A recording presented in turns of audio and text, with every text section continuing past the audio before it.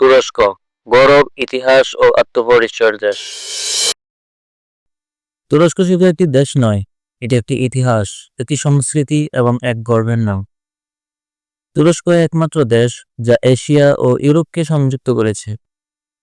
Istanbul একটি শহর যা শতাব্দীর পর শতাব্দী সভ্যতার কেন্দ্রস্থল ছিল, যেখানে সুলতানদের রাজত্ব ছিল, যেখানে বিশ্ব ইতিহাস লেখা হয়েছিল। তপকাপি প্রাসাদ, হাগিয়া সোফিয়া, ব্লু মস্ক, এসব শুধু স্থাপনা নয়, এগুলো শক্তি ও ঐতিহ্যের প্রতীক। তুর্কি খাবার শুধু খাবার নয়, এটি এক অনুভূতি। আপনি কি কখনো আসল তুর্কি কাবাব, বাকলাভা বা তুর্কি চা খেয়েছেন? একবার খেলে এর স্বাদ চিরতরে মনে থাকবে। ফুটবল শুধু খেলা নয়, এটি এক জাতীয় গর্ব।